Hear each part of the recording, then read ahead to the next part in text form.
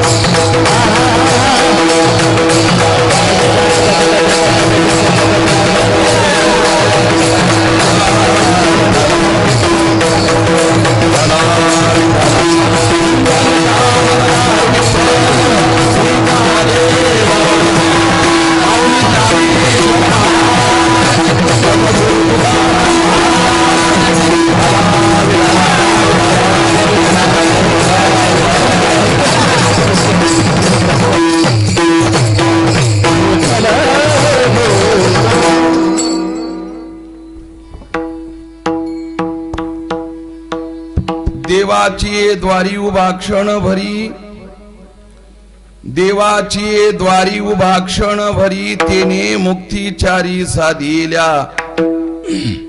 हरिमुखे म्हणा, हरिमुखे म्हणा, पुण्याची गणना कोण करी. असोनी संसारी जिव्हे वेगू करी, असोनी संसारी जिव्हे वेगू करी. वेदशास्त्र बारी बाह्या सदा, हरिमुखे म्हणा, हरिमुखे म्हणा, पुण्याची गणना कोण करी.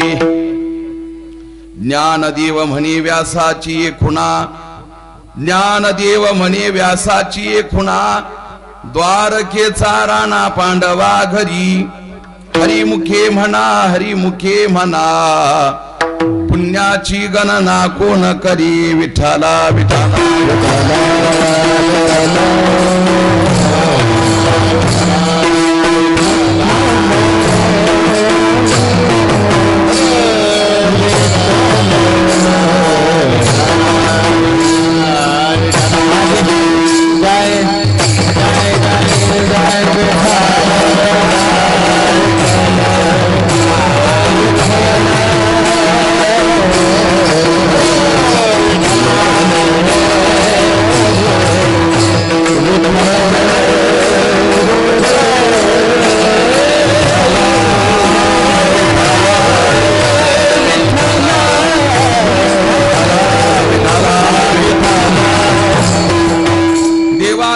द्वारी उभा क्षण भरी, तेने मुक्तीचार्य साधिल्या.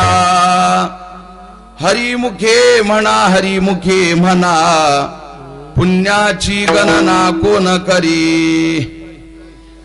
समचरण सरोजम सांद्र नीलांबुदाभं, जगणहित पाणी मंडन मंडनानाम.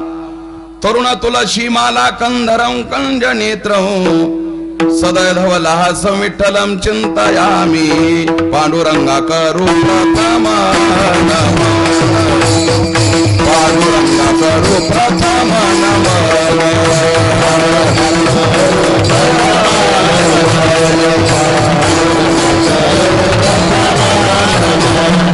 पांडुरंगा करू प्रथम नमः, पांडुरंगा करू प्रथम नमः.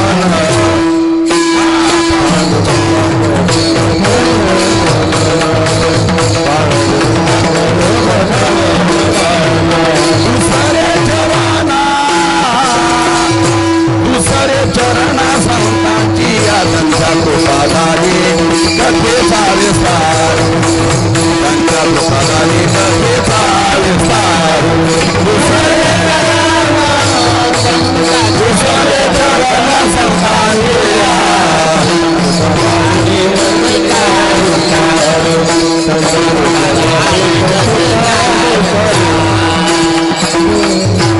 ओम नमो ज्ञानेश्वरा करुणा करा दयाळा तुमचा अनुग्रह लाधलो पावन झालो चराचरी अलंकापुरी रम्य शिवासनस्थं पदांभोज तेजस्प्रदीप प्रदेशं विधींद्रादि देवै सदा स्तूयमानो समाधिस्थ मूर्तिं भजे ज्ञान देवं शरण शरण हनुमंता तुम्हालो रामदूता काय भक्तीच्या मस्तक हे पायावरिया वार करे संतांच्या वार करे संतांच्या वार करे संतांच्या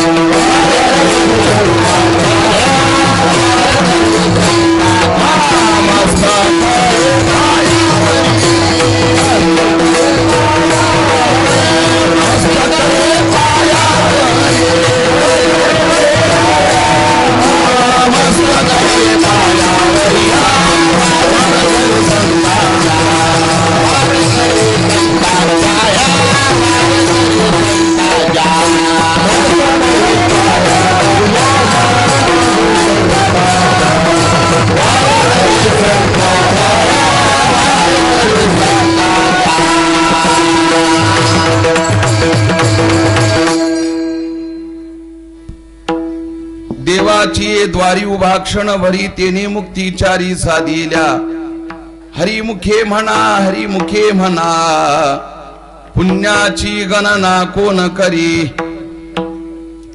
प्रस्तुत प्राप्त प्रसंगी प्राप्त स्थली कीर्तन रूपी सेवेकरिता निवडलेला अभंग कैवल्य साम्राज्य चक्रवर्ती साधकांचे मायबाप माऊली महावैष्णव श्री ज्ञानोबाराय ज्ञानोबारायांचा 4 चरणांचा आणि सर्व परिचित असणारा हरिपाठ ग्रंथ या हरिपाठ ग्रंथातील पहिल्याच क्रमांकाचा हा अभंग आहे विठाला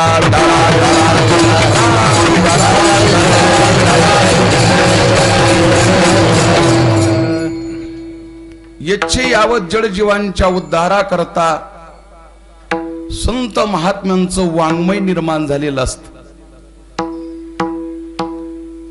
हरिपाठाची महती पहिल्याच अभंगातून जगाच्या समोर ठेवत असताना ज्ञानोबाराय म्हणतात देवाच्या द्वारात क्षणभर उभा राहिल्यानंतर या वारकरी संप्रदायाचं जे सर्वश्रेष्ठ फल आहे माऊली म्हणतात त्यांना 4ही मुक्त्या प्राप्त होतात मोक्ष सुखाचा आनंद प्राप्त होतो देवाच्या द्वारात उभा राहिल्यानंतर क्षणार्धात 4ही मोक्ष प्राप्त होतात माऊली म्हणतात ती मोक्ष आपल्याशी करण्याकरता मुखाने हरी हरी म्हणावं मोक्षाची प्राप्ती होईल आणि अगणित पुण्य होईल परमार्थ करणारा जर संसारी असला म्हणजे ज्याला या देहाची आसक्ती वाटते देह खरा वाटतो देह संबंधी असणारं सर्व माझं वाटतंय अशी जरी त्याच्या अंतःकरणाची काही काळ अवस्था असेल परंतु ज्ञानोबाराय म्हणतात नामचिंतनाचा ओघ मुखाने सुरू झाला देवाच्या द्वारामध्ये क्षणभर हा जीव उभा राहिला तो संसारी असला तरी सुद्धा त्याने नामचिंतनाचा जिव्हेना ओघ घेतला त्याच्याकरता मोक्ष सुखाची आणि अगणित पुण्याची प्राप्ती होते असं वेदशास्त्र या सिद्धांताला सहमत आहे काही गोष्टी वेदांच्या आणि शास्त्रापेक्षा सुद्धा आपल्या वारकरी संप्रदायांना व्यासांचं प्रमाण अत्यंत महत्वाचं आहे शेवटच्या चरणामध्ये ज्ञानोबाराय सांगू लागले व्यासांचं असं म्हणणं आहे व्यासांचं असं प्रमाण आहे की देवाच्या द्वारा क्षणभर उभा राहिल्यानंतर मुखाने हरी हरी म्हटल्यानंतर देहासक्ती नाहीशी होते आणि द्वारकेचा राजा पांडवांच्या घरी राहिला का तर त्यांनी अशाच प्रकारची साधना केली आणि भगवंत आपलासा केला. देवाचं होण्याकरता किंवा देव आपलासा करण्याकरता ज्ञानोबारा म्हणतात मुखाने हरी हरी म्हणा विठाला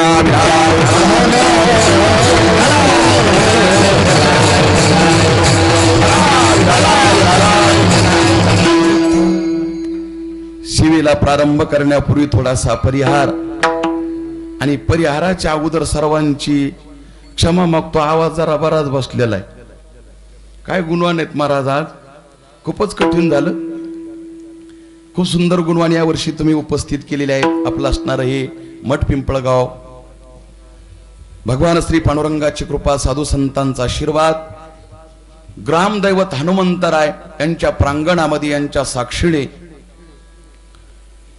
आणि समस्त गावकरी मंडळी यांचं तनमन धनाचं सहकार्य, ज्यामध्ये सर्व पुरुष मंडळी, माता माऊल्या आणि गावातील सर्व तरुण मंडळी, भजनी मंडळ, या सर्वांच्या परिश्रमातून योगदानातून गेले 51 वर्ष पूर्ण होऊन 52व्या वर्षातील हे 5व्या दिवसाची कीर्तन रूपी सेवा आपल्या गावातील असणारे सर्व मंडळी बसलेले असताना निरोप आला, ज्यामध्ये कैलासराव म्हणदास पाटील जिगे, मला वाटतं त्यांचा पहिल्यांदा निरोप आला. चेअरमन असतील, एकंदरीत सर्व असणारे त्या ठिकाणी बसलेल्या मंडळींचा निरोप आला. आणि आजची कीर्तन रूपी सेवा माझ्याकडे सोपवलेली आहे.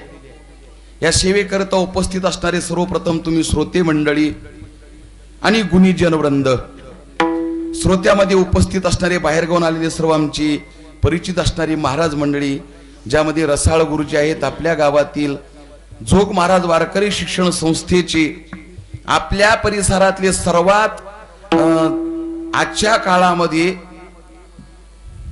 जुने विद्यार्थी असून दुसऱ्याच्या कीर्तनात येऊन बसणारं एवढंच व्यक्तिमत्व शिल्लक आहे.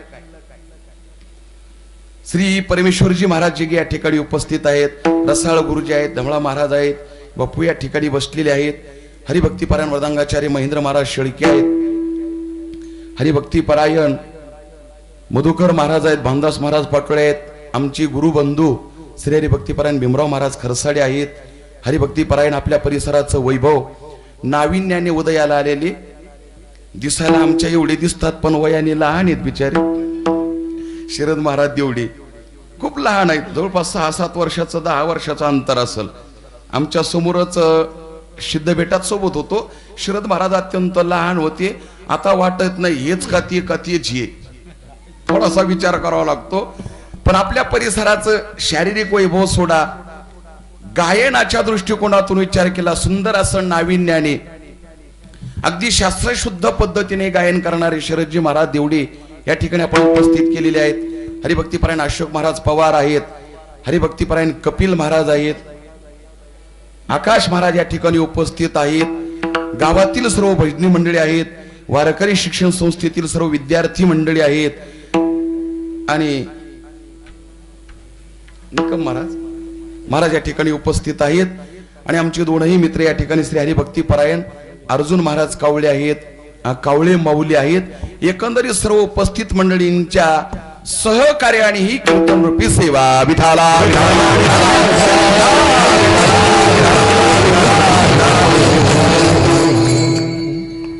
माऊली महावैष्णव श्री ज्ञानोबाराय या अभंगाद्वारे मोक्ष प्राप्तीचं साधन सांगू लागलेले आहेत, माध्यम सांगू लागलेले आहेत. काही ग्रंथांचं वैशिष्ट्य असं आहे, ठराविक अधिकारी वर्गांकरता काही ग्रंथ त्यांच्याकरता निर्माण झाले म्हणा, किंवा त्या ग्रंथाचे ठराविक वर्ग अधिकारी ठरवू शकतो.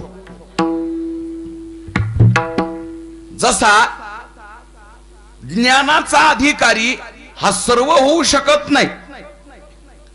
वेदांत शास्त्राचं चिंतन आहे, ज्ञानाचा अधिकारी होण्याकरता शास्त्राने सांगितलेली एक विशिष्ट पद्धती आहे. आणि तो अधिकार संपन्न केल्याशिवाय या जगातला कोणताच जीव ज्ञानाचा अधिकारी होऊ शकत नाही. संत वगळता विठाला.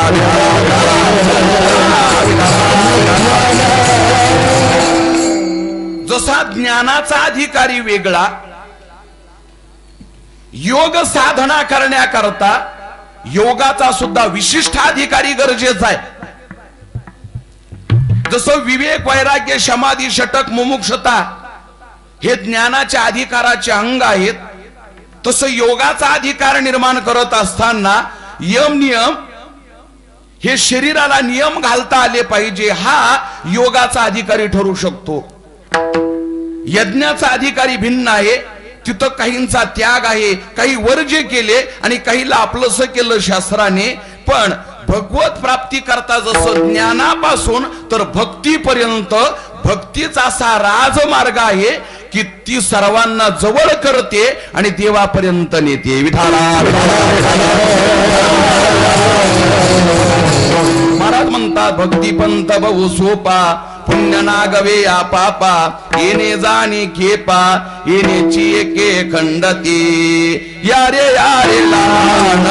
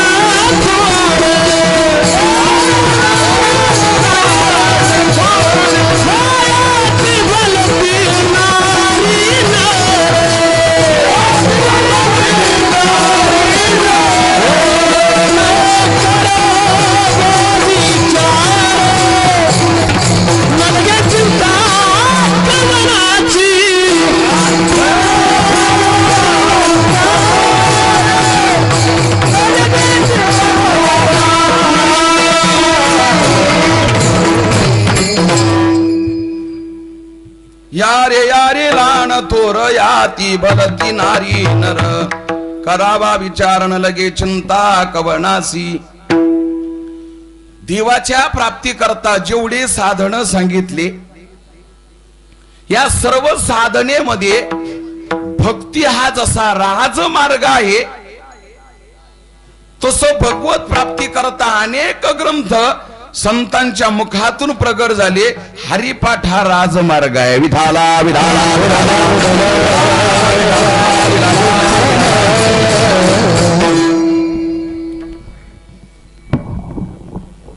ज्ञानोबरायांचा हरिपाठ अथवा संतांचा हरिपाठ दिसण्याकरता छोटा आहे,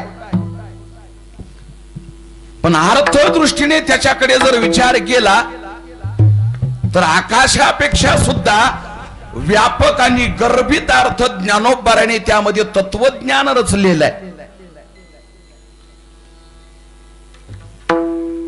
एखादी 100 मजली इमारत पाहण्याचा योग आपल्याला शहरी भागात येतो आणि 100 मजली इमारत उभी आपल्याला दिसते. 100 मजली इमारत उभी करण्याकरता तेवढ्याच उंचीचा पाया गरजेचा नसतो. त्या भिंत्या इमारती करता फार झालं तर 7 फूट 10 फूट 20 फुटापर्यंत पाया निर्माण करावा लागतो. 100 मजली इमारत 100 वर्ष 1.5 वर्ष त्या 15-20 फुटाच्या पायावर उभी असते. पाया दिसण्याकरता जरी छोटा असला पण मजबूत असतो, हे महत्वाचं आहे. ज्ञानोबारायांच्या अनेक वाङ्मयाचा विचार करत असताना आणि ज्याला वारकरी म्हणून जीवन जगायचंय, आमचे बाबा सांगायचे, जयराम बाबा, ते काही एवढं समजून सांगायचे नाही, ते दम लागूस तर मारायचे, नंतर सांगायचे. असं जयराम बाबा इतके सहजासहजी सांगायचे नाही. आणि मारत असताना काही पाऊस पडतो पण तो पाऊस कडकडाट करत नाही, नुसता मोकळा पडतो. बाबांचा पाऊस म्हणजे लाथांचा सुरू राहायचा, वरून चापटा सुरू राहायच्या आणि गडगडाट म्हणजे शिव्या. पण संतांची भाषा आहे, ते संतांचं जीवन आहे. बाबा सांगायचे, सर्वात अगोदर संस्थेत प्रवेश केल्यानंतर मला हरिपाठ पाठ करून द्या, का वारकरी जीवनाचा पाया म्हणजे हरिपाठ आहे. जसं ब्राह्मणाच्या जीवनामध्ये त्रिकाल संधीला महात्म्य वर्णन केलं शास्त्राने. मानुषम वंश विभव राजा धर्म मृते द्विजपो मृते विद्या मृते योगिनः कांता सत्व मृते हयोगती मृते भूषाच शोभा मृते योद्धा शूर मृते तपोव्रत मृते गीतंच पद्या मृते भ्राता स्नेह मृते नरोहरी मृते लोकेन भाते क्वचित.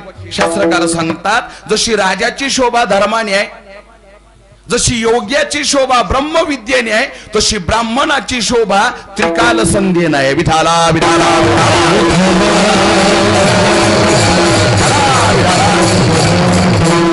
अंत बाहेर पवित्रता शुद्धता हे ब्राह्मणाचं वैभव आहे, ब्राह्मणाचा अलंकार आहे. तसं ज्याला वारकरी म्हणून जीवन जगायचं आहे, ज्याला देव प्राप्तीची काहीतरी थोडीशी तळमळ आहे, ज्याला या मनुष्य जन्माचं थोडस महत्व कळालेलं आहे, त्याच्या जीवनातली त्रिकाल संध्या म्हणजे त्यातली पहिली संध्या ज्ञानोबारायांचा, आधी करून संतांचा हरिपाठ.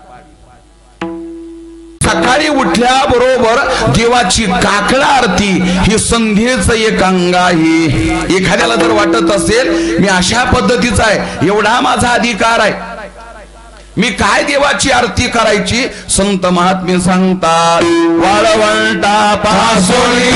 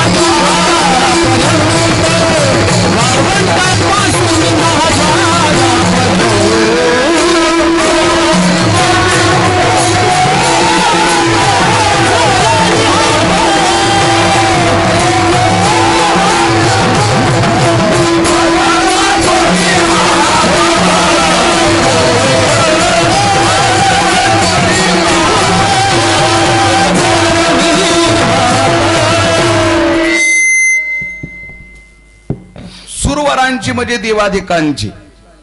देवाधिकांची यादी सांगितली. त्रिकाल संध्येचं एक अंग आहे काकडा आरती, एक अंग आहे इतर वाङ्मयाचं चिंतन, आणि एक बाजू आहे संध्येतली संतांचा हरिपाठ. महाराज, हरिपाठाचं असं दुर्दैव झालं, ज्या गोष्टीचा हाती परिचय झाला की अवज्ञा होत असते. शास्त्रकार वर्णन करतात, काही काही गावामध्ये काही काही माणसं जन्माला आले आणि मरण पावले तरी त्यांच्या समोर हरिपाठ सुरू होता आणि गेले तरी हरिपाठ सुरू आहे. म्हणजे सातत्याने हरिपाठ होतो. सप्ताहामध्ये एखाद्या वेळेस कीर्तन नसेल, कथा जर असली तरी आपण हरिपाठाचं नियोजन करतोय. हरिपाठ म्हणजे वारकरी संप्रदायातल्या कुठल्याही कार्यक्रमातली एक संध्या आहे. का करावी? काय आहे हरिपाठाचं महात्म्य? झाला असं त्याचा अतिपरिचय झाल्यामुळे एखाद्याला जर म्हणलं चला हरिपाठाला, ते म्हणतं हरिपाठाला ना आम्ही. कठीण झालं महाराज.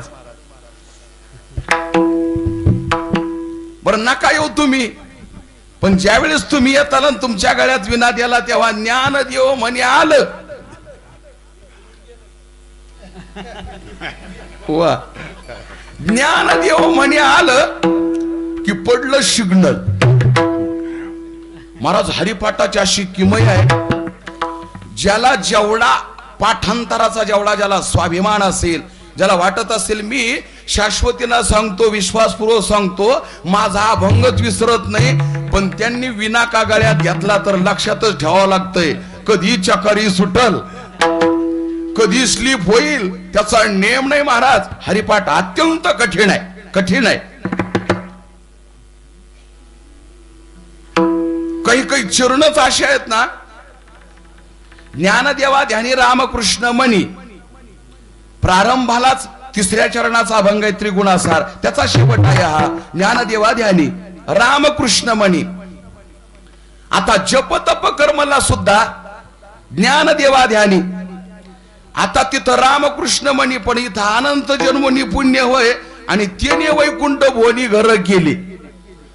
ज्ञानदेवा ध्यानी रामकृष्ण मनी सुरुवातीला जर म्हटलं अनंत जन्मोनी पुण्य होय तर समजायचं नेमकंच पिंपळगाव पाठी सोडून हे धनगर पिंपरीच्या नेटात.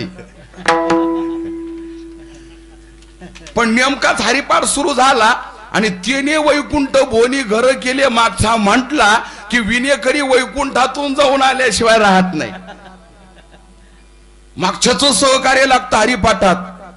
ज्ञानदेवा पाठ, ज्ञानदेवा पाठ हरी हा वैकुंठ सुरुवातीलाच, आणि ज्ञानदेवा पाठ नारायण नाम लगे मधात. विठाला विठाला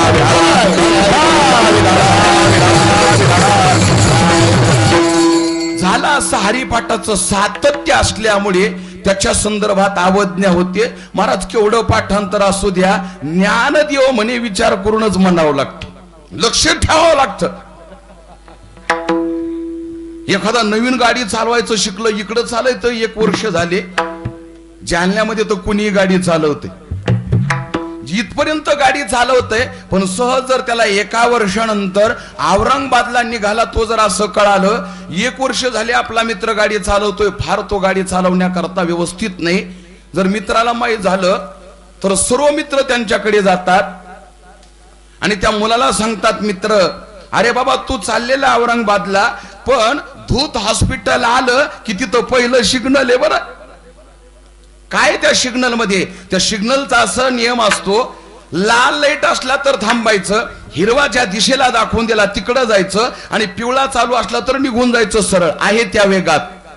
नवीन गाडी चालक जर तिथं गेला, योगायोगाने जर सिग्नल पडलं आणि नवीन माणसाला अडथळे जास्त, सिग्नल पडलं की गाडी घेऊन तिथं उभा राहतं, तेवढे सेकंद होऊ देतं. येणाऱ्या लोकांना दर दिवस शहरात फिरण्याची सवय असल्यामुळे वेगात येतात, वेगात निघतात. त्यांच्या गाड्याचा आवाज ऐकून याला अगोदर हा विचार करावा लागतो, आपली चालू आहे का बंद पडली.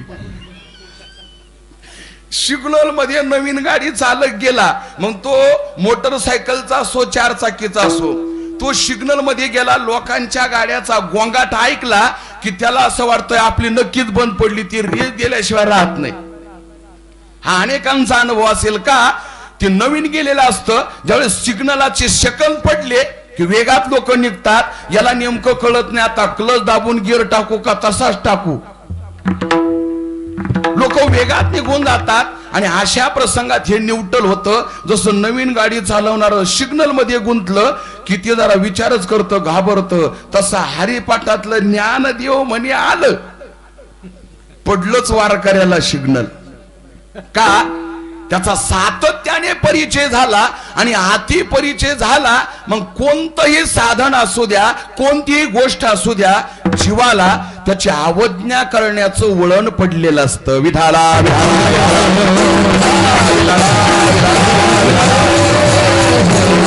शुकाचार्यांनी वर्णन केलं हरिपाठ कशाला म्हणावं. हरियश पाठ हा इतिहारी पाठ हा म्हणजे भगवत चिंतनाशिवाय वृत्ती इतरत्र न जाऊ देणं असं समजावं. नेने अनेक काही धंदा नित्य ध्यातसे गोविंदा, नावडे जनधन माता पिता, माता पिता, नावडे जनधन माता पिता,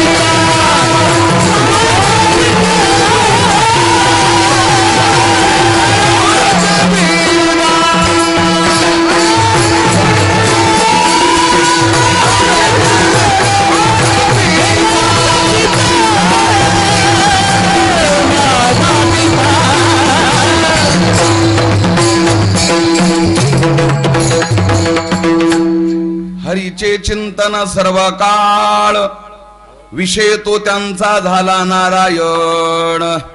दिन रजनी हाची धंदा गोविंदाचे पवारी. महाराज म्हणतात अशी वृत्तीची अवस्था होणं जीवनात हरिपाठ सुरू झाला हे लक्षण आहे. विठाला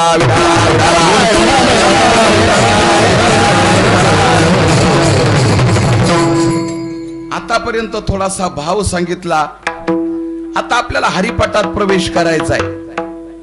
असं आहे, ज्यांचे हरिपाठ पाठ असेल त्यांना जरा बरं वाटेल, ज्यांचं पाठ नसेल त्यांना कठीण जाईल. मात्र ऐका, हरिपाठाचं महात्म्य ज्ञानोबरायांनी सांगितलं. दिसण्याकरता छोटा ग्रंथ आहे, तत्वज्ञानाने ओतप्रोत भरलेला आहे. हरिपाठामध्ये ज्ञानोबार आहे. 11 ठिकाणी हरिपाठ शब्दाचा उच्चार करतात. जर आपण हरिपाठाचं चिंतन केलं, हरिपाठाच्या प्रत्येक चरणाचा जर विचार केला तर हरिपाठामध्ये हरिपाठ हा शब्द 11 वेळेस आलेला आहे. आपण असा एक भाव निर्माण करू, ज्ञानोबरायांनी ज्ञानेश्वरी लिहिली 9032 ओव्या आहेत. जनाबाईने सांगितलं तुम्ही काही वाचताय ना, मग ज्ञानेश्वरी वाचा ना, वाचावी ज्ञानेश्वरी. नाथ थोडे पुढे सरकले, नाथांनी सांगितलं ज्ञानेश्वरी वाचा. जनाबाईंची इच्छा आहे ना ज्ञानेश्वरी वाचा, पण कशी नका वाचू, भाव धरून या वाचे ज्ञानेश्वरी. असं आहे, प्रत्येकांचा अनुभव आहे. ज्या त्या गावामध्ये पारायणाला सकाळी प्रार्थना होत असताना वाचकांना ज्ञानेश्वरी कमी पडतात आणि नाश्ता झाला अहो त्या व्यासपीठ चालकांना काही वाचकांच्या ज्ञानेश्वऱ्या गोळा कराव्या लागतात. हा अनेकांचा अनुभव आहे. वाचावी ज्ञानेश्वरी, थोडासा वरचा टप्पा घेतला, थोडीशी अवस्थेत बदल केला, थोडासा अधिकार बदलून ज्ञानेश्वरी कशी वाचावी, ज्ञानेश्वरीचं वाचन कसं असावं याविषयी नाथांनी थोडासा भाव व्यक्त केला. सांगितलं, जनाबाईने सांगितलं दगडाला सुद्धा ज्ञानेश्वरी वाचल्यानंतर ज्ञान होतं, म्हणून ज्ञानेश्वरी वाचा. ज्ञान होय मोढा, हरी ज्ञान होय मोढा.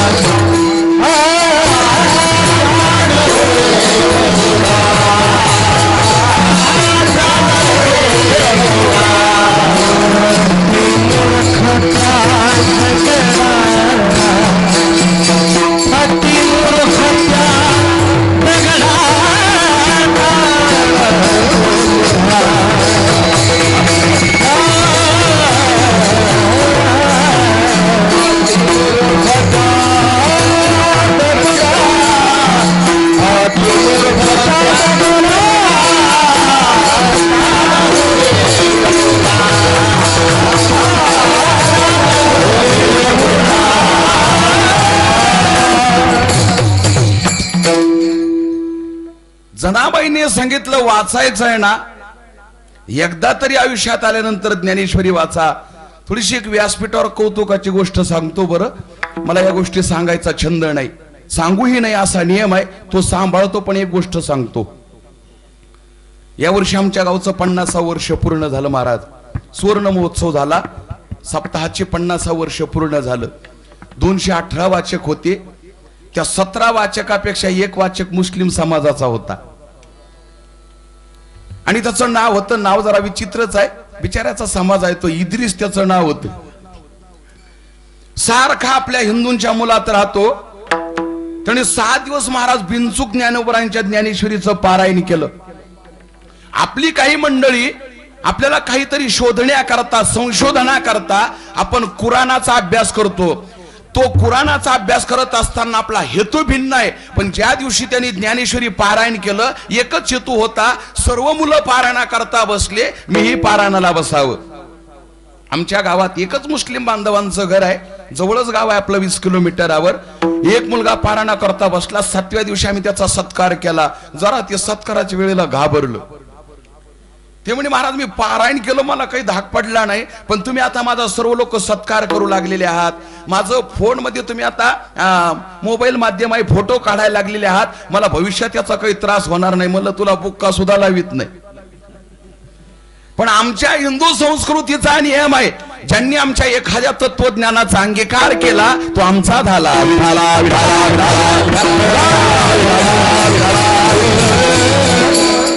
ज्ञानेश्वरी वाचावी. आता मुस्लिमांचं जर वाचतंय तर आपल्यानी वाचावीच असं मला वाटतंय. आता मुस्लिमाच्या विचाराच्या पलीकडे जर आपली धर्माची निष्ठा ढासळलेली असेल, त्याने नाही वाचलं तर त्याच्यासारखा भाग्यवान तोच.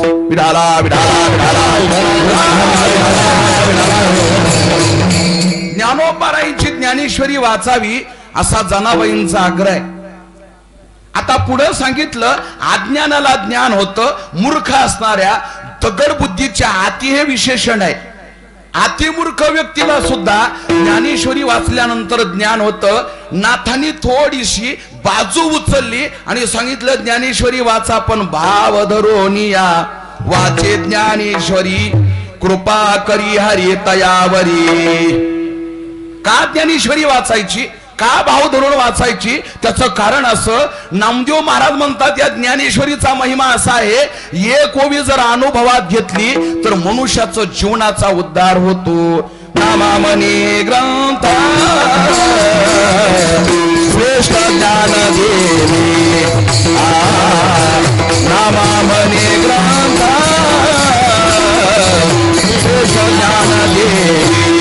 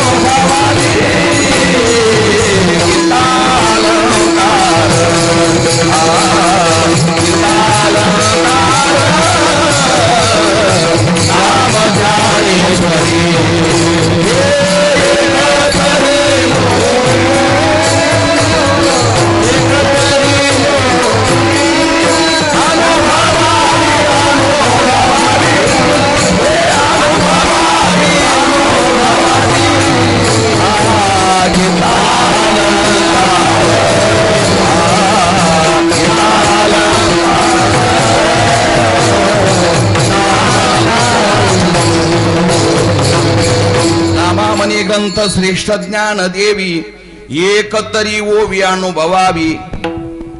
मी याच्या करता या विषयाकडे गेलो. ज्ञानोबरायांनी ज्ञानेश्वरी सारख्या 9032 ओव्यामध्ये आपलं उद्धाराची एक ओवी कारण ठरते. जनाबाईने सांगितलं वाचावं. जर थोडस आपण जनाबाईचं ऐकलं, ज्ञानेश्वरी वाचण्याकरता सुरुवात केली. आता ज्ञानेश्वरी वाचू लागलो आणि नाथ महाराज सारख्या संतांचे विचार जर आपण ऐकले आणि ती ज्ञानेश्वरी वाचताना जर आपण भाव धरून वाचू लागलो, जर नाथांचं ऐकलं, दुग्ध शर्करा योग आला. ज्ञानोबा वर्णन करतात अथवा नामदेव महाराज सांगतात, त्या साधकांच्या जीवनामध्ये दुग्ध शर्कराचा त्याग येईल आणि त्रिपुटीचा योग येईल. त्याला पुण्य प्राप्त होईल, तो ज्ञानी होईल. अंतःकरणामध्ये भाव ज्ञानेश्वरी वाचल्यामुळे एका ओवीचा जरी त्यांनी जीवनामध्ये अनुभव घेतला तर नामदेव महाराज सांगतात त्याचा उद्धार झाल्याशिवाय राहणार नाही. विठाला विठाला.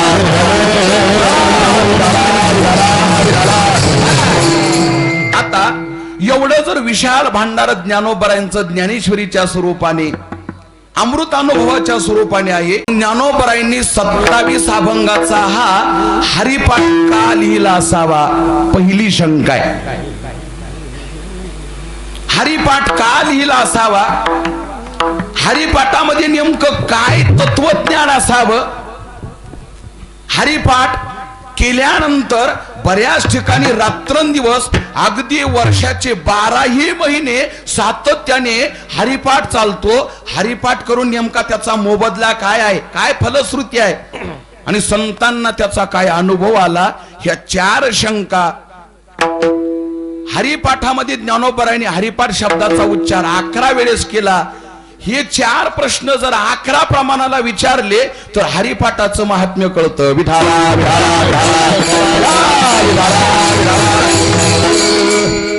हरिपाठामध्ये 11 ठिकाणी हरिपाठ शब्दाचा उच्चार आला बघा.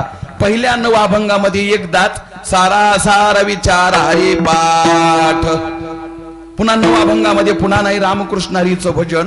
दुसऱ्या टप्प्यामध्ये नित्य सत्यमित हरिपाठ जासी, ज्ञान देवा चित्ती हरिपाठ निमा, सिद्धी बुद्धी धर्म हरिपाठी आले, हरिपाठ कीर्ती मुखे जरी गाय, हरिपाठी स्थिरावला तोची धन्य, सर्व मार्ग सुगम हरिपाठ, गेले ते विलया हरिपाठी, हरिपाठी गेले ते निवांतची ठेले, ज्ञानदेव सांगे झाला हरिपाठ, समाधी संजीवन हरिपाठ. विठाला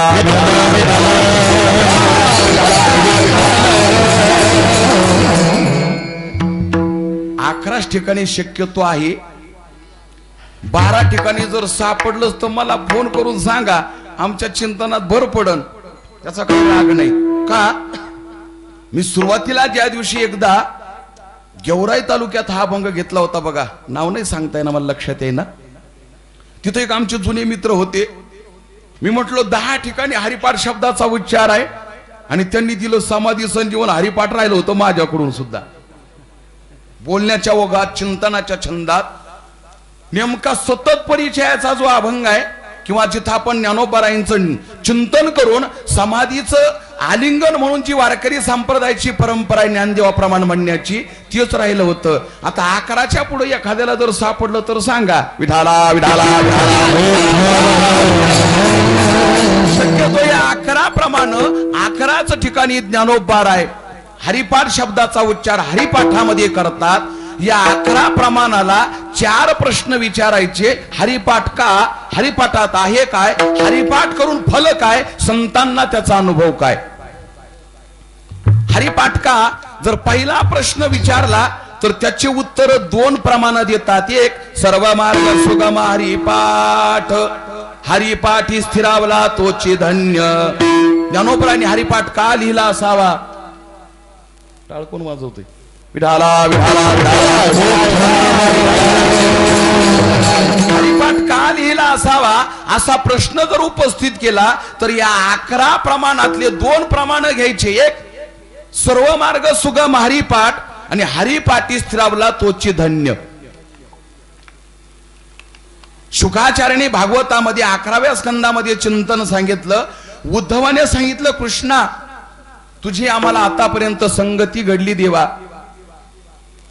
एक सांगू, अशी तुला सहजासहजी केवढंही सांगितलं की तू मला खूप आवडतो, तू आम्हाला खूप आवडतो, देवा तुला पटणार नाही. ज्ञानोबरांनी सांगितलं, तुझी आण वाही नगा देवराया देवराया, बहु आवडसी जीवा पासुनिया, कानडिया विठोबा कानडिया कानडिया. देवा तुझी शपथ घेऊन सांगतो, आमच्या प्राणापेक्षा तू आम्हाला प्रिय आहेस. विठाला विठाला.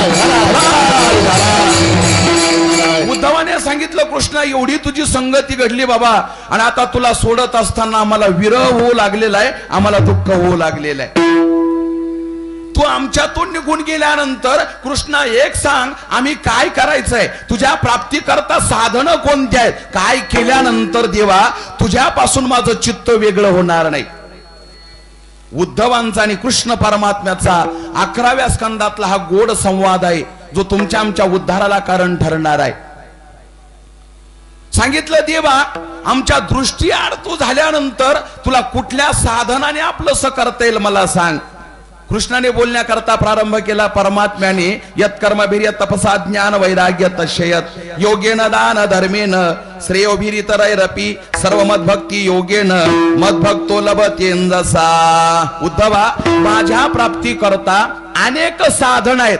कर्म आहे, जप तप ज्ञान वैराग्य दान धर्म, हे माझ्याच प्राप्तीचे साधन आहे. पण लक्षात घे, भक्ती मार्गाचा अंगीकार कर. भक्ती मार्गामध्ये सर्व साधनेचा अंतर्भाव आहे. तो मार्ग सोपा आहे. विठाला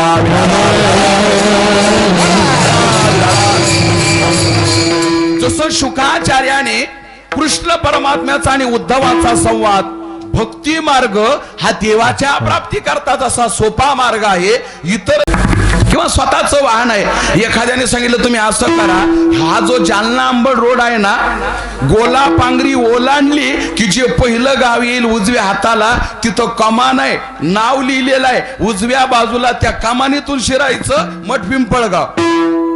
दुसरा म्हटला तुम्हाला मठ पिंपळगावला जायचं ना, माझं ऐका, तुम्ही असं करा, तुम्ही रोहनवाडी मार्गे जा. भेटतेत असे भेटतेत, फिरणाऱ्यांचा अनुभव आहे. एखादं गाव गंगेच्या पलीकडच्या तीरावर असताना आपण या कडेला असलं, आपण जर म्हटलं ते गाव कुठे हो, अरे बाप तुम्ही इतकं लांब आले का, अरे लय चुकले तुम्ही, सांग ना पटकन तू किती चुकलो म्हणून. मार्ग सांगणारे सुद्धा कठीण असतात. तुकोबराय म्हणतात, तुका म्हणे जया गावा जाणे जया, पुसोनिया तया वाट चाली. ज्याला ज्या गावाला जायचंय ना त्याने विचारून वाटचाल करावी, असा नियम आहे. एकाने सांगितलं, तुम्ही सरळ अंबड मार्गे जात असताना 15-17 किलोमीटर अंतरावर मठ पिंपळगाव नावाचं गाव आहे. एकाने सांगितलं रोहनवाडी मार्गे जा. जात असताना तुम्हाला बरेच मार्ग सांगता येतील, पण तुम्ही असं करा, हिसवण पर्यंत जा, मग तांदळवाडी काळेगाव पठाण ओलांडलं की तुम्हाला पांगरी, जिथं निघताना तो फाटा, पुन्हा डाव्या हाताला आंबडकडे गेले की अवघ्या 1 किलोमीटर अंतरावर मठ पिंपळगाव आहे. शाबास. तिसरा म्हटला, जरा थांबा, तुम्हाला पिंपळगावला जायचं ना, या दोघांचं नका ऐकू, याला जरा ज्यादा टाकलेली असेल. हा म्हटला, तुम्ही असं करा, तुम्ही त्या बठाणवरून हिसवणवरून मोठ्या वर तांदळवाडीला जाऊ नका, तुम्ही सरळ सावरगाव राणी उंचगाव पुन्हा आंबडून पुन्हा जालना मार्गे मठ पिंपळगाव. शाबास. म्हणजे मार्ग सांगणारे अनेक पद्धतीचे असू शकतात. या एका गावाला येण्याकरता अनेक मार्ग आहेत. तसे देवाच्या प्राप्ती करता जरी अनेक मार्ग असले, पण ज्ञानोबा म्हणतात, सर्व मार्ग सुगमारे पाठ, भक्ती पंत बहु सोपा, भक्ती पंत बहु सोपा, भक्ती पंत बहु सोपा, भक्ती पंत बहु सोपा. पुण्यनाथ विया बाबा, पुण्यनाथ विया बाबा, पुण्यनाथ विया बाबा, पुण्यनाथ विया बाबा. ये मेलाने के पायने दिए के कान के, ये जान के कान के, ये मेलाने के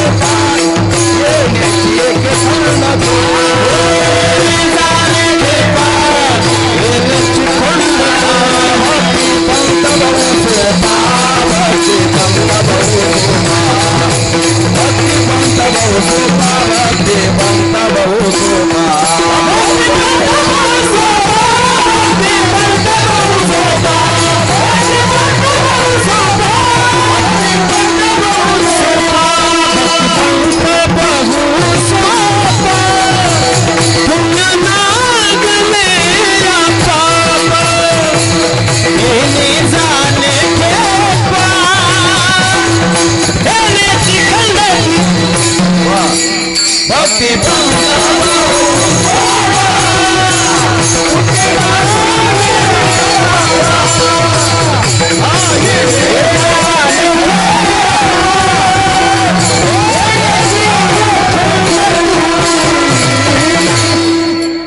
जे शास्त्राचं मत आहे, ज्ञानोबा आहे, त्या सिद्धांताचा गौरव करत असताना आपल्या हरिपाठामध्ये त्या सिद्धांताचा गौरव करत असताना शुकाचार्यांच्या तत्वज्ञानाचा विचार करत असताना तो सिद्धांत पुन्हा उजळून काढण्याकरता ज्ञानोबा म्हणतात, अनंत जन्माचे तप एक नाम, सर्व मार्ग सुगम हरिपाठ.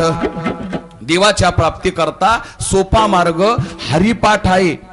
जो या हरिपाठाने गेला त्याला धन्यता प्राप्त होते. धन्य जगी तोची एक हरिरंगीनाची, रामकृष्ण वासुदेव सदा स्मरे वाची.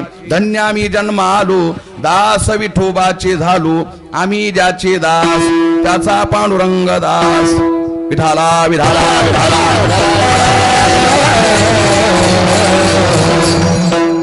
जो हरिपाठ मार्गाने जाईल त्याला देव प्राप्तीचा मार्ग सोपा आहे आणि त्या जीवाला धन्यता प्राप्त होते.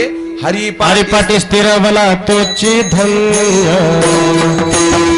हरिपाठी स्थिर बला तोची धन्य.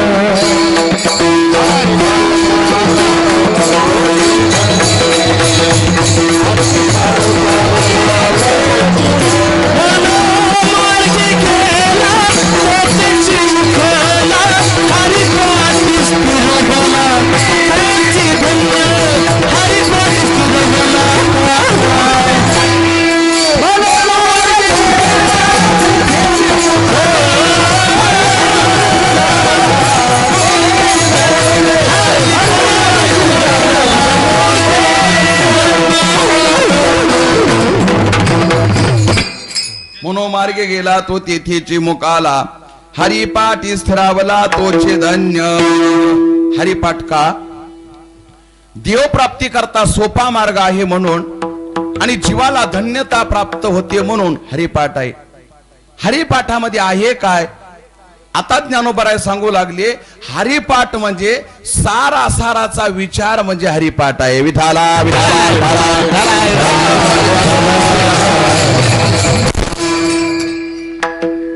कलियुगामध्ये सार साधन कोणतं, आसार साधन कोणतं याचा विचार हरिपाठात आहे.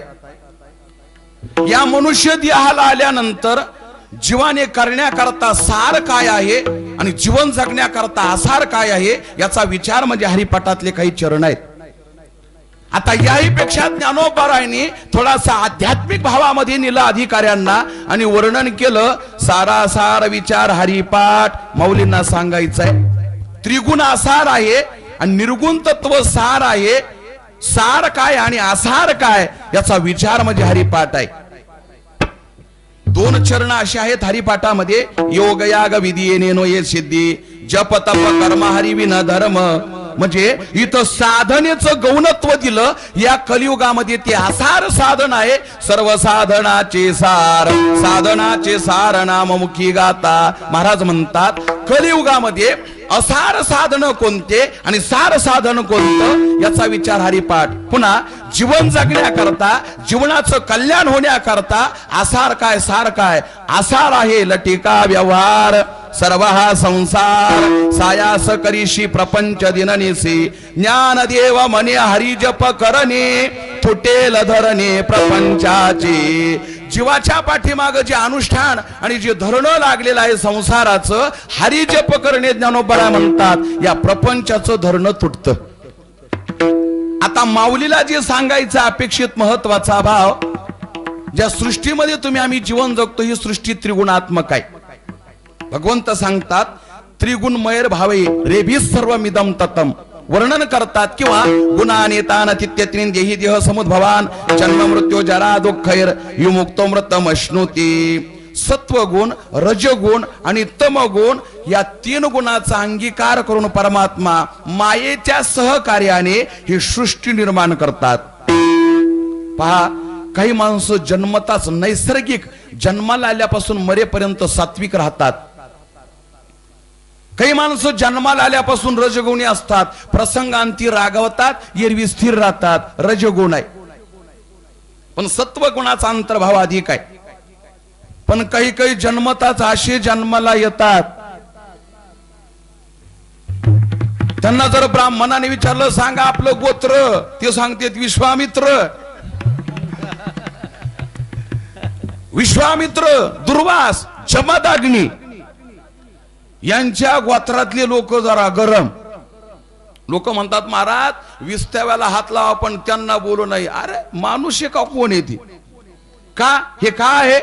एकाच आईच्या पोटी जन्माला आले 3, 4, 5 मुलं जरी असतील, जेवढ्या आपत्ती असतील, पण त्या नैसर्गिक जन्माला आल्यानंतर नैसर्गिक क्रिया जन्म देताना जरी सारख्या असल्या तरी जीवन जगण्यात बदल आहे का? भोगे जाणी जे केले पूर्वजन्मीचे, मानस जाणी जे बोले, झाड जाणी जे फुले, भोगे जाणी जे केले पूर्वजन्मीचे. कुणी सत्वगुणाचं जीवन जगतात, कुणी रजगुणी जीवन जगतात, कुणी तमगुणी जीवन जगतात. ही सृष्टी त्रिगुणात्मक आहे. प्रकाराचे 3 तुका म्हणे केले जण. आता या 3 गुणाच्या जो अतीत आहे तो परमात्मा आहे. या दृष्टीने न दिसणारा तो निर्गुण परमात्मा आहे. तो या 3 गुणाचा अंगीकार करतो, सृष्टी निर्माण करतो. मात्र तसा जर विचार केला तर निर्गुण निराकार जे ब्रह्म आहे ते सार आहे आणि ही सृष्टी असार आहे. हे ज्ञानोबरायांना हरिपाठातून सांगायचंय. त्रिगुण सार निर्गुण ये सार, सारा सार विचार हरिपाठ. मला साधनेविषयी सांगत असताना, सामान्यांचा अनुभव लक्षात घेत असताना, ब्रह्मचित्कला नावाच्या ग्रंथामध्ये निवृत्ती बाबा वक्तेंनी त्या समकालीन संतांनी मान्य केलेली ही कथा आहे, गोष्ट आहे. आज वर्तमान काळामध्ये जरा कठीण जाते, विज्ञानवादी युगामध्ये, पण मान्य करावी लागते. 1400 वर्षाचे भगवे वस्त्र परिधान करणारा महात्मा आहे. महाराज काय तेज आहे.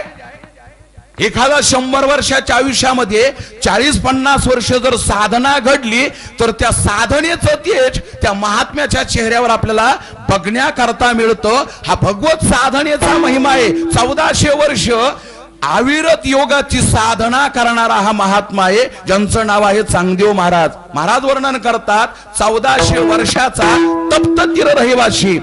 वर्णन केलं तप्त तीर रहिवाशी, अत्यंत खडतर तपश्चर्या करणारे चांगदेव महाराज आहेत.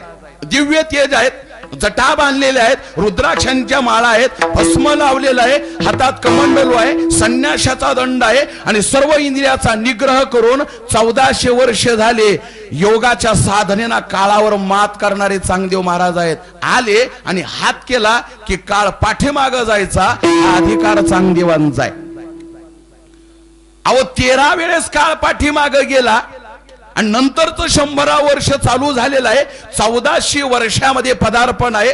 त्यातले बरेचसे वर्ष गेले. आता 1400 वर्षाचा पूर्ण विराम होणार आणि त्या शेवटच्या टोकाला 14 वर्षाचे, 12 वर्षाचा, 10 वर्षाचे आणि 8 वर्षाचे आमचे 4 भावंडांना भेटण्याचा योग आला. 8 वर्षाची मुक्ताबाई, 10 वर्षाचे सोपान काका, 12 वर्षाचे ज्ञानोबाराय, 14 वर्षाचे निवृत्तीनाथ यांच्या भेटीचा योग आला आणि सांगितलं चांग्या तू कोरा राहिला. 12 वर्षाची, 10 वर्षाची मुलगी आणि आपल्याला सांगते तुझा परमार्थिक अधिकार वाढला नाही. वैराग्य निर्माण झालं, जिद्द निर्माण झाली, शरणागती केली. माझा अधिकार निर्माण होण्याकरता काय करावं लागेल? अरे 1400 वर्षाची योगाची साधना करण्यापेक्षा एक करा. एकदा वारकरी होऊन पंढरपूरला जा. होय होय वारकरी पाहे पाहे रे पंढरी. हे तुकाराम महाराजांनी सांगितलं. 1400 वर्षाची योगाची साधना आहे ना, अरे कलियुगामध्ये ती निष्फळ आहे. एकदा वारकरी व्हा, पंढरपूरला जा. विठाला विठाला. महाराज म्हणतात पंढरपूरला गेल्याच्या नंतर फळ अवघेची येणे. अवघेची शब्दामध्ये सर्व आलं. चांगदेव महाराजांनी ज्ञानोबरायांच्या शब्दावर विश्वास ठेवला आणि चांगदेव महाराज पहिल्यांदाच पांडुरंगाच्या दर्शनाकरता आलेले आहेत. येत असताना अनेक साधू संतांच्या मुखातून देवाचा महिमा ऐकला. कोटी ब्रह्महत्या मुख पाहता जाती, तुका म्हणे त्याचे पाहिलिया पाय, मग दुःख जाय सर्व माझे. अरे ज्याचे पाय पाहिल्यानंतर सर्व दुःख जातं, ज्याचं मुख पाहिल्यानंतर सर्व सुख प्राप्त होतात, सर्व पाप नाहीशे होतात, असा हा देव असावा नेमका कसा आहे. 1400 वर्षाचा महात्मा आज पांडुरंगाच्या मंदिरामध्ये प्रवेश केलेला आहे. देवाचं वैशिष्ट्य आहे, कुणी असू द्या कसाही असू द्या, तो एकदा मंदिरात आला की तो त्याचा झाला. पाहिली वेद लावी, पाहिला आनंदाचा नंदन, सावडे रोपडे चोरटे चित्ताचे, लांचावले मन लागली शे गोडी, आता कोठे धावे मन तुझे चरण देखिलिया. चांगदेव महाराजांनी सांगितलं, ज्ञानोबरायासारख्या महात्म्याने सांगितलं, हा देव एकदा बघावा. त्याला एकदा बघितलं की जन्माला आल्याचं कल्याण होतं. तुका म्हणे जन्म आल्याचे सार्थक. देवा तुझं स्वरूप मी डोळे भरून या पाहिलं तुझे मुख. 1400 वर्षाची तपश्चर्या करणाऱ्या महात्म्याला एकदा देवाला डोळे भरून बघितलं, दिव्य तेज आहे. आणि चांगदेव महाराजावर आज देवाला सुद्धा कृपा करायची आहे. देवाने सुद्धा आज चांगदेवाकडे सामान्य दृष्टीने नाही बघितलं, देवाने सुद्धा कृपा दृष्टीने बघितलं. अरे 1400 वर्ष तपश्चर्या करणारा चांगदेव आमच्या 12 वर्षाच्या मुक्ताबाईने कोरा सांगितला, भक्ती नाही हा त्याचा अर्थ आहे. विठाला विठाला डोळे भरी पाहता पाहणे दोरे सारोनिया, योगिया दुर्लभ कोण्या देखेला साजली, कोण्या देखिला साजली, योगिया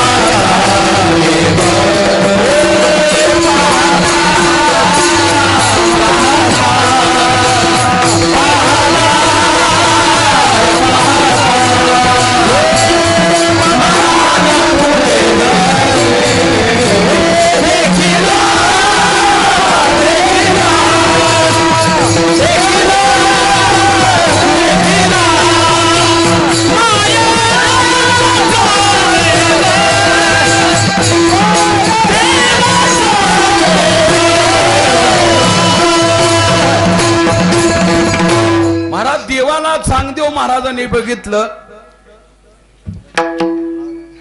आणि योग्यांचे माऊली असणारे ज्ञानोबरायांचा कृपा आशीर्वाद चांगदेव महाराजांना प्राप्त झालेला आहे. देवाला बघितलं, समाधान वाटलं. समोरचा कथेचा विषय असा, देवाला बघितलं, एका ठिकाणी बसले. पंढरपुराच्या परिसरातील असणारी एक स्त्री दर्शनाकरता आलेले, सोबत सून आहे. त्या सुनेला काही दिवसापूर्वी वैधव्य प्राप्त झालेलं आहे, अशी ती आख्यायिका आहे. कुणीतरी साधू महात्मा म्हणून चांगदेवांचं दर्शन केलं. पाठीमागे शिष्टाचार सांभाळत असताना त्या सुनेना सुद्धा त्या महात्म्याच्या चरणावर आपलं मस्तक ठेवलं, ज्याला शास्त्रामध्ये अनुमान प्रमाण म्हणतात. आणि जिथं भीष्माचार्यासारखे देवाने फसवले. कौरवांच्या स्त्रिया दर्शना करता येतात ना, अष्टपुत्र सौभाग्यवती भव. उद्या एक पांडव जिवंत ठेवणार नाही. द्रौपदी रडू लागली, सर्व रडू लागले. सांगितलं रडू नको. द्रौपदी सांगितलं माझ्यासोबत चाल. कृष्णाच्या दर्शनाकरता कौरवांच्या स्त्रिया येतात. काही कर्जशी लोक पंढरपूरला उशिरा जात येत रांगेत घुसत येतच. पोलिसाचे 2-4 फटके का खाणं व्हाय ना, तिथं कोण ओळखीचं राहत. म्हणजे मार खायला लोक ओळखीचे नसाव हे वर्म असतं. आता आपण जालन्याची बीडच्या एखाद्याने पाहिलं तर काय गोर आहे, काय नाही, होत. पण ओळखीच्या माणसाने मार खाल्ला ना, या मारापेक्षा मानमान्यतेची जखम जरा ज्यादा राहती, ती राहतच नाही. तो मनुष्य समोर बघितला की मनुष्याला त्या गोष्टीची आठवण होती. जसं लोक रांगेत घुसतात ना, कृष्णाने सांगितलं तुला मी भीष्माचार्यांच्या दर्शनाकरता नेतो, पण कौरवांच्या स्त्रियेमध्ये ओळखू न येणं हा चॅप्टरपणा तुझा, हे शहाणपण तुझं. द्रौपदीने नेलं, दर्शन केलं आणि भीष्माचार्याने सांगितलं अष्टपुत्र सौभाग्यवती भव. द्रौपदीने सांगितलं पितामह आशीर्वाद या जन्मातला काय पुढच्या जन्मातला. अहो डोळे उघडेपर्यंत भीष्माचार्यांच्या डोळ्यातून अश्रू सुरू झाले. द्रौपदी मला एक सांग, तुला या दर्शनाकरता कुणी आणलं? विठाला त्या स्त्रीने सांगितलं महाराज. सुनेनं ऐकलं पण सासू पाठीमागं फिरली. सांगितलं महाराज जरा आशीर्वाद डोळे उघडून द्या. ज्या स्त्रीला तुम्ही आशीर्वाद दिला तिला वैधव्य प्राप्त झालेलं आहे. ज्यावेळेस चांगदेव महाराजांनी डोळे उघडून बघितले, पांडुरंगाच्या साक्षीने आशीर्वाद दिला अष्टपुत्र सौभाग्यवती भव. देवाच्या साक्षीने आशीर्वाद दिला. देवा आता तुला हे खरं करावं लागेल. आता इथं चांगदेव महाराजांना ईश्वराची परीक्षा घेण्याची इच्छा निर्माण झाली आणि त्यारोपरायने जे देवाचा महिमा सांगितला तो खरा आहे का, हा विचार आज महाराजांना करायचा आहे. देवाची कृपा झाली. प्रसाद मात्रे विधवेची बाळ जन्मल तो केवळ भात लवंड्या. महाराजांचं नामदेवरायांचं प्रमाण आहे. त्यांच्या पोटी बाळ जन्माला आलं. विधवा स्त्रीला बाळ झालं म्हणून समाजाने वाडीत टाकलं. त्या बाळाचं मौजी बंधन ठरवलं. जेवायला कुणी यायला तयार नाही. देवाने सांगितलं आल्याशिवाय राहणार नाही. मौजी बंधनाला पंचपक्वान्न केले. घरोघरी निमंत्रण दिले. बडवे आले नाही. बडव्यांची पितर जेवायला आले आणि आता मात्र श्लोकाचा उच्चार झाला. ज्याला एकही संस्कृत श्लोक पाठ नाही पण आबड धोबड का व्हायना एक श्लोक पाठ आहे. वदनी कवळ घेता नाम घ्या श्री हरीचे. ज्याचा श्लोकाचा काही संबंधच नाही त्याचा या श्लोकाचा फार संबंध आहे. वदनी कवळ घेता, कवळ कुणीकडून का घ्यायना, पण जेव्हाचा महाराज चपाट असतो एक ती हुशारी असते. आता जेवणातले श्लोक सुद्धा करामती असतात. जर जेवण बरं असलं तर मग श्लोक चालतात. सदा सर्वदा योग तुझा घडावा. आणि जेवण जर ढासळलेलं असलं तर मग रावणा रावणा राज्य गंभीर केली. याच्या डोक्याचं महाभारत झालेलं राहतं पण बळच रामाना शिरत. श्लोक गमतीदार असतात. श्लोकाचा उच्चार झाला आणि त्या बडव्यांनी ऐकला. अरे कुणीतरी जेवण्याकरता बसले. येऊन बघता तर सर्वांचे आपले आजोबा पंजोबा दिसले. प्रत्येकाने हातामध्ये पात्र हिसकावून घेतलं.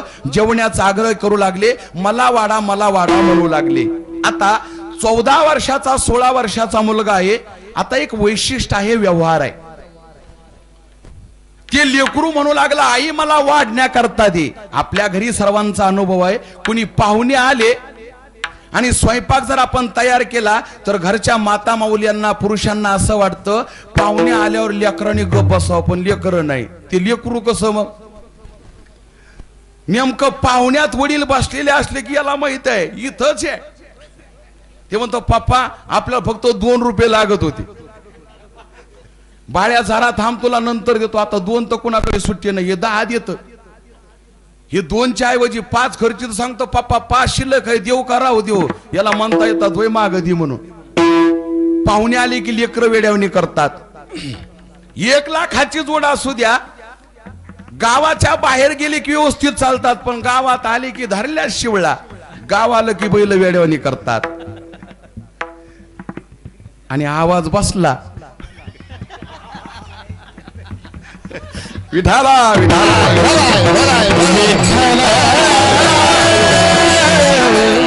सर्वच परिचयाचे बरं. आणि आवाज बसला बी नाही. आता झालाय गरम. त्या लेकराने सांगितलं आई मला वाढण्याकरता दे. त्यांनी हातात भाताचं पात्र घेतलं आणि ते खाली लवंडलं म्हणून त्यांचं आडनाव तेव्हापासून भात लवंडे असं पडलं. पुरामध्ये त्या ग्रंथामध्ये असं वर्णन आलं एक भात लवंडे नावाचा घराणा आहे आणि त्यानंतर तो पांडुरंगाला अनेक दिवस त्या घराण्याचा नैवेद्य गेला. हा अधिकार ईश्वर कृपेना त्यांना प्राप्त झाला आणि चांगदेव महाराजांच्या मुखातून शब्द निघाले, योगापेक्षा कलियुगामध्ये नामचिंतन साधन सार आहे आणि श्रेष्ठ आहे. ऐलाड हुडाचे पैलाड हुडाचे भले रे दास पंढरी रायाचे. नाम गोड नाम गोड नाम गोड नाम गोड नाम गोड नाम गोड नाम गोड नाम गोड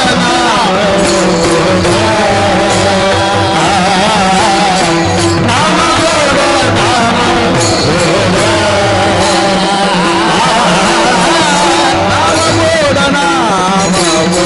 नाम गोड नाम गोड नाम गोड नाम गोड नाम गोड नाम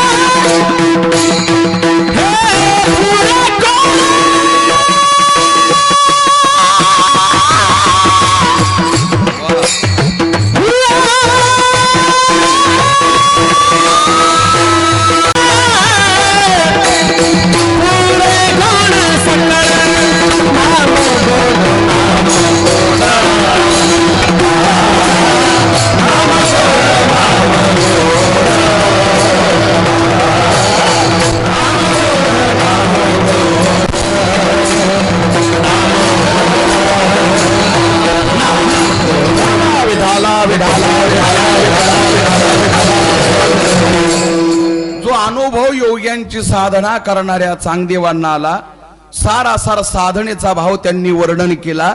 त्याचं चिंतन ज्ञानोबराय सांगतात. सारासार विचार हरिपाठ. हा हरिपाठ केल्यानंतर त्याचं फल आपल्याला काय प्राप्त होईल त्या फलाचं महात्म्य वर्णन करतात. पवित्रची होय देह त्याचा, कळीकाळ त्याशी न पाहे दृष्टी, पूर्वजा वैकुंठ मार्ग सोपा.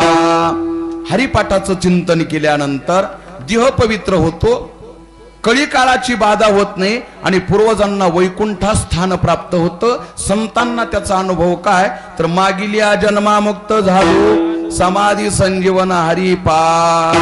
ज्ञानोबराय वर्णन करतात. सर्वांकरता विशिष्ट अधिकाऱ्यांकरता जरी हा ग्रंथ असला तर अनाथांच्या उद्धाराकरता ज्ञानोबरायांचा हरिपाठ आहे. जिथं जीव हा इतर साधनेचा उपासनेचा अधिकारी ठरत नाही, त्याला शास्त्रामध्ये अनाथ म्हणावं. अनाथाचा अनाथ जनार्दन.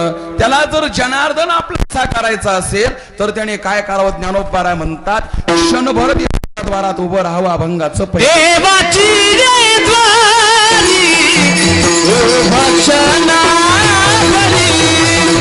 देवाची रे द्वारी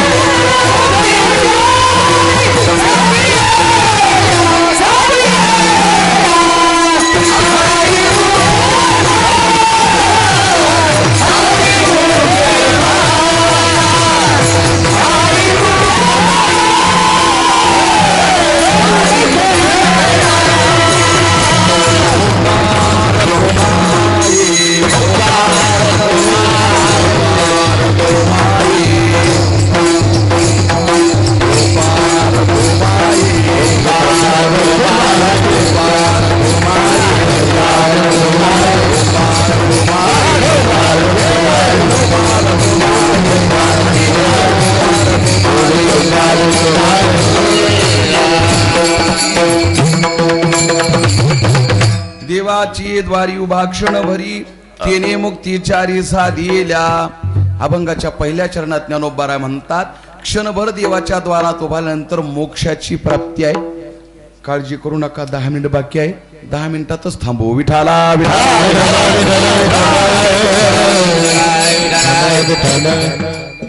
महाराज म्हणतात देव. काही देवाचे नाव सगुणाचं दर्शन सांगतात, काही देवाचे नाव निर्गुणाचं दर्शन घडवतात. देवाचे काही नाव असे आहेत की तिथं सगुण आणि निर्गुणाचा अंतर्भाव आहे. देव हा शब्द सगुण निर्गुणाचा अंतर्भाव आहे. निर्गुण म्हटलं तरी देव आहे, सगुण म्हटलं तरी देव म्हणता येतं. निर्गुणाचा आणि सगुणाचा अंतर्भाव म्हणजे देव. माऊली म्हणतात या देवाच्या द्वारात क्षणभर उभारल्यानंतर मोक्ष आहे. थोड्याशा 2-3 शंका आहे, परिचयाच्या उभ्या आहेत. माझी या सत्यवादाचे तप. माऊली म्हणतात कल्पची कल्प तप केलं तेव्हा मला मोक्ष प्राप्त झाला, आम्ही देव स्वरूप झालं, असा भाव आहे. जन्मोजन्मी आम्ही बहुपुण्य केले, नामदेव महाराज म्हणतात. आणि तुकाराम महाराज म्हणतात मागे बहुता जन्मी. नाथ महाराज म्हणतात अनेक जन्माचे सुकृत पदरी. मग इथं क्षणाचा विचार करत असताना क्षणात मोक्ष प्राप्त होतात. मग या प्रमाणाचा विषय कसा? त्याचा भाव असा, 12वी झाल्यानंतर डीएड आहे. डीएड मध्ये व्यवस्थित जर मार्क असतील मग डीएडच्या नंतर सीएटीचा योग आहे. 2010 पासून सीएटी टीएटी थांबली, नुसती थप्पी लागली. पण आता शिक्षक होण्याकरता डीएड 12वी पर्यंत शिक्षण, डीएड आहे, सीएटीच्या परीक्षा आणि नंतर त्या मुलाला असा निरोप येतो, कुठंतरी एक क्षण त्याचा असा येतो की आपण शिक्षक झालो. आता शिक्षक झाल्याचा जो त्याचा क्षण आहे, त्याने कानाने ऐकलं म्हणा अथवा त्याने डोळ्याने बघितलं म्हणा, तो जो त्याच्या पहिल्या आयुष्यातला जो पहिला क्षण आहे तो त्याच्याकरता सर्वश्रेष्ठ समाधानी क्षण आहे.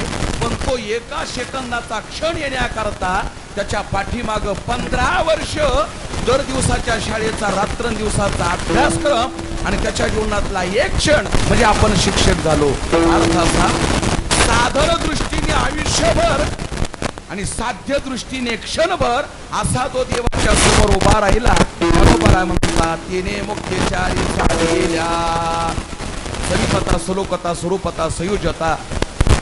देवाच्या समोर तो उभा राहिला, त्याला या मोक्ष सुखाची प्राप्ती आहे. ज्ञानोबा म्हणतात हे मोक्ष सुख देवाच्या द्वारात उभा राहून आपलंस करण्याकरता एक साधना करावी लागेल.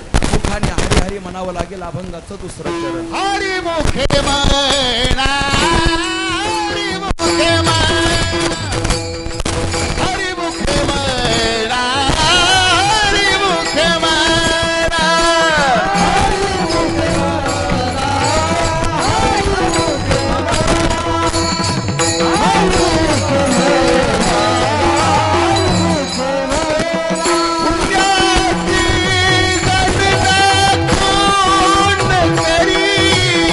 पुण्याची गजला कोण करी, हरी मुखे म्हणा, हरी मुखे म्हणा, हरी मुखे म्हणा, हरी मुखे म्हणा.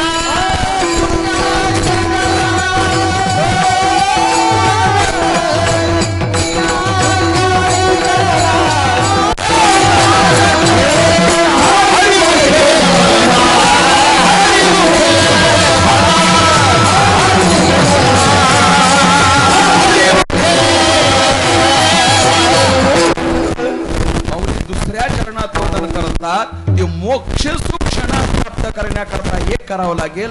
मुखाने हरी हरी म्हणावं लागेल. मोक्ष सुखही प्राप्त होईल, अगणित पुण्य प्राप्त होईल, कारण तुझ्या नामाचा महिमा. जर देहाची आसक्ती असेल तर आता मात्र देहाचा निराश होईल आणि भगवत स्वरूपाला हा जीव प्राप्त होईल. असोनी संसारी करी वेदशास्त्र उभारी बाया सदा. हे नामचिंतन करण्याचा अधिकारी सर्व जीव असल्यामुळे जरी देहासक्ती असली, नामचिंतनाचा योग सुरू झाला, त्याच्या फलाने देहाची आसक्ती जाईल आणि ईश्वर चिंतन करून मोक्ष प्राप्त होईल. याच्याकरता वेदशास्त्र उभारी बाया सदा. वेदशास्त्र त्याला सहमत होतात आणि याच्याकरता असं फल पांडवांना प्राप्त झालं. जगन्नायक परमात्मा पांडवांच्या घरी राहिला, असं व्यासांचं प्रमाण आहे. अभंगाचं शेवटचं चरण. ज्ञानदेव म्हणे व्यासाची आठवणारा, ज्ञानदेव म्हणे व्यासाची आठवणारा.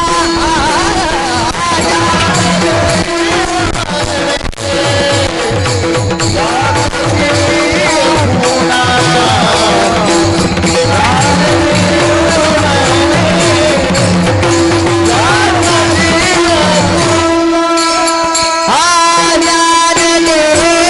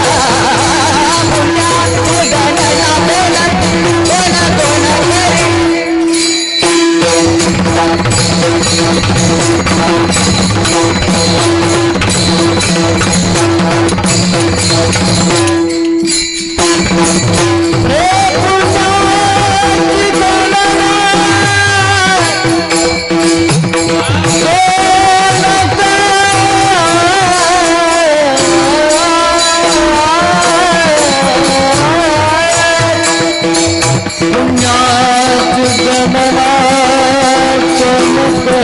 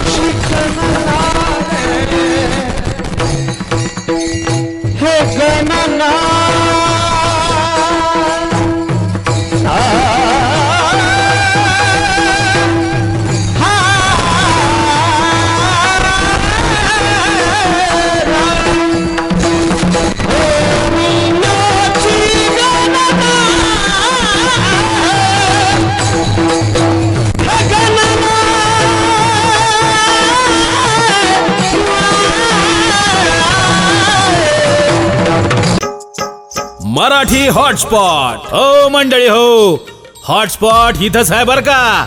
तर मग चला चॅनलला सबस्क्राईब करा आणि घंटी नक्की वाजवा.